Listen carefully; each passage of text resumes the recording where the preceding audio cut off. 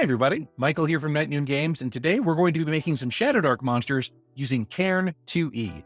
I've declared this Year of the Monster, and what that means is I'll be posting a new Shadowdark monster to my BlueSky profile every day for the whole year, and next month, as part of Zine Quest, I'll be kickstarting a zine all about making monsters and adapting monsters for use in Shadowdark RPG. You can see the page here now. There's a link down below in the description if you want to sign up to be notified of this zine on launch. Anyways, let's get into things. Here on the left, I have the unofficial Shadowdark database, which is a tool I've used that's available on my itch page. There's a link down in the description below, but it has every monster from the core rules and all of their stats all put into a spreadsheet.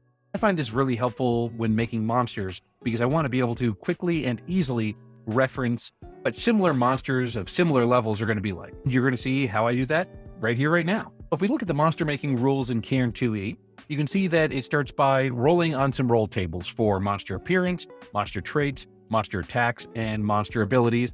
Then, of course, we're going to describe the creature in plain English. By the way, if you want to get yourself a copy of Cairn 2E, it is a totally free game that was by Yohai Gall, the two hosts of Between Two Cairns, which is the shirt that I'm wearing right now. Got a die handy right here, and the first thing I'm going to do is roll for monster appearance. Got an 18, 3, so we know that this monster is going to be slimy, as well as have a carapace. So the first thing that kind of brings to mind is sort of like a roly-poly. So I'm going to call this thing the slime ball. Next, we're going to roll for its quirks and its weaknesses. I rolled a 16 and a 10, so we know that its plants grow in its wake, and it's weak to bright colors. I think that's enough for me to go on to kind of write the flavor text now. A sentient ball of slime applies to the ground that it oozes across. As a defense mechanism, it will harden into a ball. From there, I'm going to find some similar monsters that already exist, and then build this monster and those as a benchmark. And this is one of the techniques I go over in the zine that I'm kickstarting as well. So I think any kind of slime or ooze, gibbering mouther is kind of fun. That is, of course, level 4. All right, so I'm going to put in a gibbering mouther. Then what else we got for slimes? Ochre jelly, of course. Glutinous cube, being level 5. Yeah, I guess we'll take a look at that just as a means of comparison. The outsider primordial slime we'll look at as well. Ooze, ooze, and ichor-ooze. I'll have them all handy in one place to be able to look at. Ooze, excellent. From some of these other monsters that I've put together before, I already have a formula plugged in here that I can use for the slime ball, which is excellent. Ooze fertilizes the ground, for which it moves, will harden, will ball up and harden its exterior, and it senses danger. Awesome. Now, what else do we need from the Ordnance Guide here? We're going to learn what its attacks do. I'm rolling a 7, and I've rolled an 18, so we know it's going to punch. And the critical damage it does is it severs. So I think it's going to probably punch with a pseudopod, and we'll compare that to other similar monsters here. These are all in the range of 3 to 6, so it's going to be an average level 4. I want to make this a little more powerful maybe though, so I'm going to make this a level 5 monster. And pseudopod, we're going to say adds 3, because most of these add 3 there. And it's going to do 1d8 damage, similar to the gelatinous cube, plus sever. Have a ability to just move near, and it's sticky enough that it can climb. I'll come back and fill out these stats later. I like to do those kind of fast. Its first ability is Erebus. Slime hardens into a ball. It's AC by 2. Say by 3. There we go. It cannot take actions while in this form other than to unball. We know that it's going to sever. So to kind of explain what this sever ability is that we'd find there, it is can become razor sharp. Can become razor sharp. DC 12 Dex 4 D8. They 1d6 additional damage. This would essentially give this 2d6 damage sometimes, which is a little bit more powerful than some of these other attacks of similarly level monsters. but I think that's good. I think it's going to be okay, especially when you look at something like the gelatinous cube that has 1d8 plus toxic plus engulf.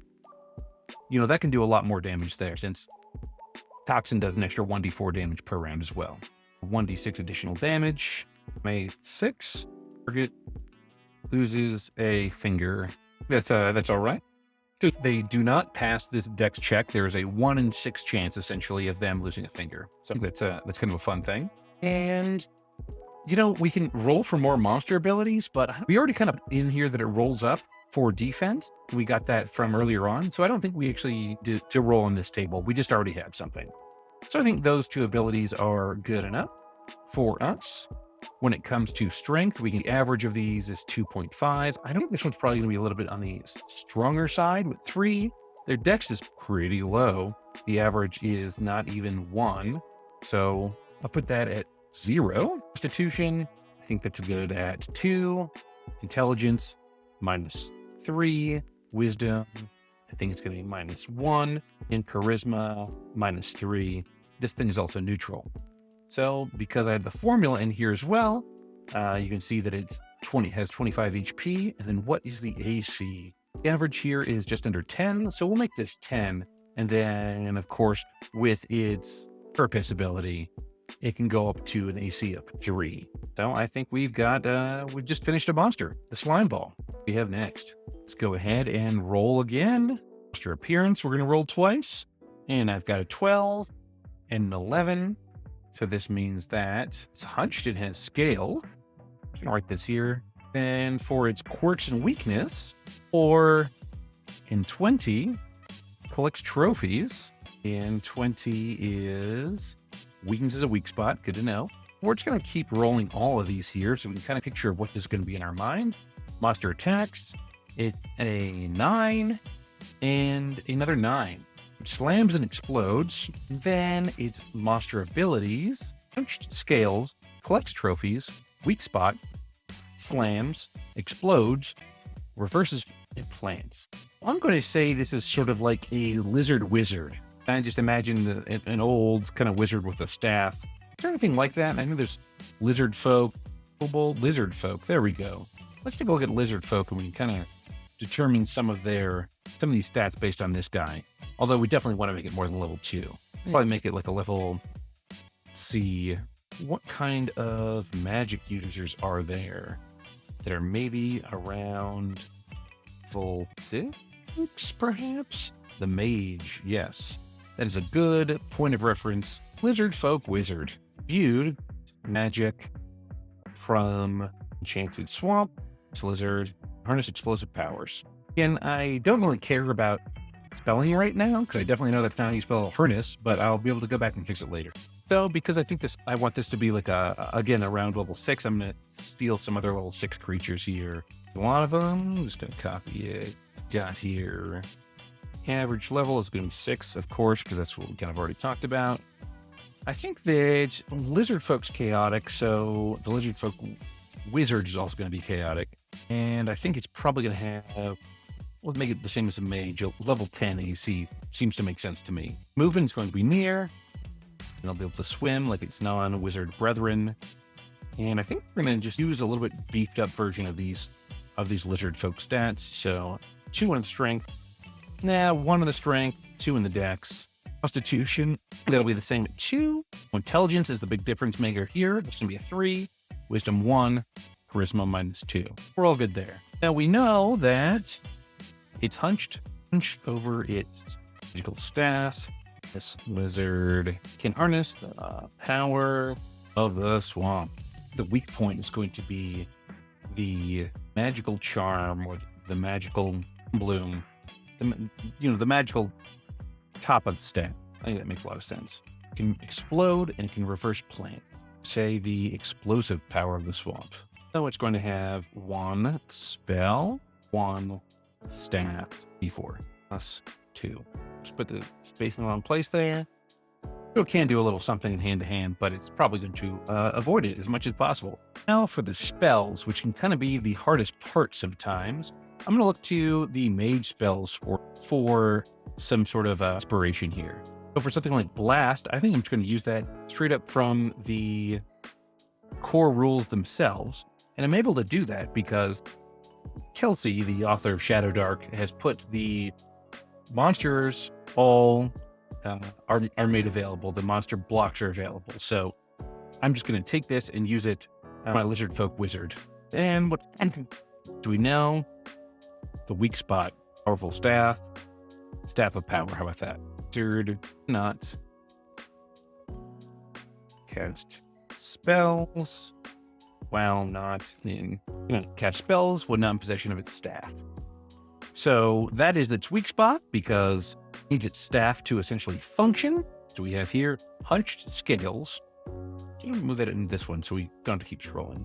Hunched scales, collect trophies, collector. It's going to collect toenails. Toenails, hair collector. Third, attempt, feel hair whenever. And I'm going to keep blast, but I'm going to move it over. Hair disappears from target head and is held in the wizard's pocket. 1d4 damage. We have to do the exploding thing because they like to explode. And then the reverse plant things too. So, ungrowth, spell, I said this is DC 30. Plant near cube, near size cube, point within bubble near. I'm gonna say within far. Point rapidly reverse their growth, turn back into planted seeds. I'm gonna make this a folk ramps, quickly growing back. That'll be kind of fun because if players were hiding somewhere, then the Lizardfolk wizard can lower all the foliage and things like that around them. I think that we need one more sort of exploding thing. This is the power of the swamp, so going to do another. I think blast needs to be it, so maybe we need to change this. Well, I guess is it blast it? Does blast do it? What kind of blast is it? We're gonna say water blast. The jet of water launches from wizard's staff. I think that's sort of like the swampy, launches swamp water. And I think that about covers it.